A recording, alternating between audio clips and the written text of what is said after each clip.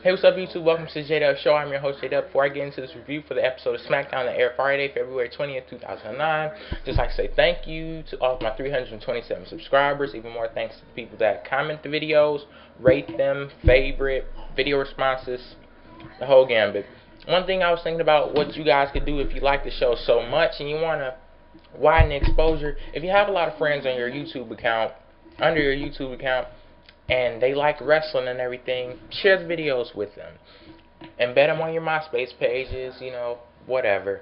Just to, get the exposure out for the show, because a lot of people don't realize I'm still a newbie at this. I started like January 2nd of 2009, so basically I'm still new. We might be growing fast and everything, but I'm still not widely known in the YouTube wrestling community or whatever it's called. So yeah, anyway, getting in. Oh, and I have a lot to say, and I don't want to crowd this video with all of it because that'll be taking up unnecessary time. So I'm going to do little video annotations at the bottom of the screen so you can read them, put it on pause, whatever. Let's read it while I'm talking, whatever. It still counts as a view.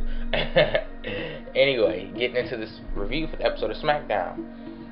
Edge comes out down to the ring. Basically, he's doing the typical Edge promo, saying that the crowd sucks, saying that he's better than them, he's a winner, they're all losers. Then Jeff Hardy comes out. Jeff Hardy basically tells Edge that Vicky Guerrero runs your relationship, and you're a pansy, and you have to raise your hand and get permission before you do anything. So then Jeff Hardy challenges Edge to the World Heavyweight Championship, and Edge then responds, he'll have a match with Jeff Hardy, but it won't be for the World Heavyweight Championship. And I was thinking at the beginning, like, what claim would Jeff Hardy even have to, even ask for a challenge to the World Heavyweight Championship? Then the only thing I can think of is that he was the actual person that pinned Edge and resulted in him losing his WWE Championship, resulted in a new champion. So, seeing as he was the one who eliminated Edge in the match at No Way Out, I guess that's why he thinks he has the claim to the championship. First match of the night, Maryse, the WWE Divas Champion, the number one diva on SmackDown, sexiest of the sexy, made her return to her kingdom to, basically put all the other girls in place, saying that, she's the number one. She teams with McCool to face Eve, Torres, and Maria. Maryse ends up getting the pin on, who was it? Eve. I think it was Eve. Yeah, but in the match, Maria, typical Maria, you know what that equates to. Eve Torres, impressive. This was only her second match, and people, please don't get confused when I say Eve Torres was impressive. I'm not saying that she's going to be the next Trish or Lita or Beth Phoenix or something like that. All I'm simply saying is when you look at the origins of Eve and Maria, you could see similar paths. I think Maria started out in Diva Search also. Eve Torres, she won the Diva Search.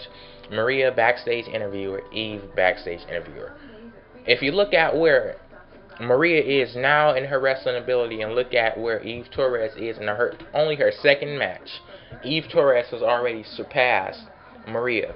The suplex that she did on Maryse during like somewhere after the middle of the match was pretty good. It was pretty good. More athletic than I've ever seen Maria be in the ring. So that was pretty cool. Next day, show footage of The Miz and Morrison going out on a date with the Bella Twins on Valentine's Day. The Colognes, Carlito and Primo, they end up crashing the date because they were impersonating a waiter and a cook and everything, and they end up accidentally prying the Bella Twins. That was real great to see because they're not my favorites, Bella Twins. They were the ones that injured Maryse. One of them, I still don't know the difference. So if anybody knows the difference, let me know because I really don't know the difference. Next week on SmackDown, it's going to be a WWE Tag Team title match.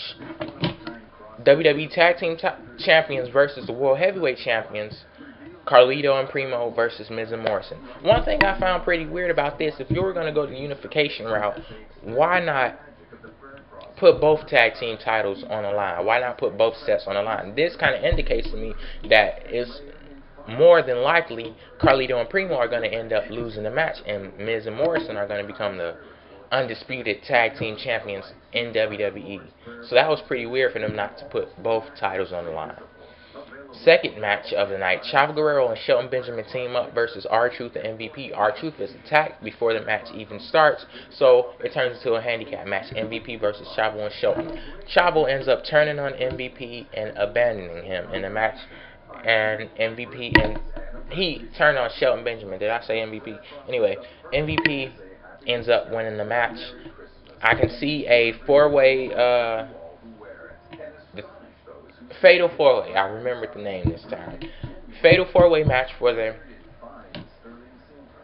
United States Championship, and I could possibly see R-Truth winning the championship. MVP, you know, he's been there, done that. It's time for him to go to the next level. It's time for him to go to the main event, and hopefully either him or Morrison wins the Money in the Bank match at WrestleMania. They're my favorites going into the match, and that's, you know, I don't even know if they're going to be in the match, but hopefully they will be. Next, they have the Triple H interview with JR. This wasn't so much about Randy Orton. Basically, this was like a confessional for Triple H. He went in there and he confirmed what everybody had already knew about how he was married to Stephanie, how Vince was his father-in-law, Shane was his brother-in-law, Stephanie was the mother of his children. So this was more of a confessional, but you know, like I said, we all knew he was already married to Stephanie in real life, but we finally see that WWE is acknowledging this relationship. I wonder if they're going to make any ties to, you know, from when they were fictionally married and, you know, try to tie up the loose ends and anything, but I doubt that ends up happening because this is a very good storyline, and that would just be going into too much into, you know, unnecessary details. Third match tonight, Umaga versus Scotty Goldman.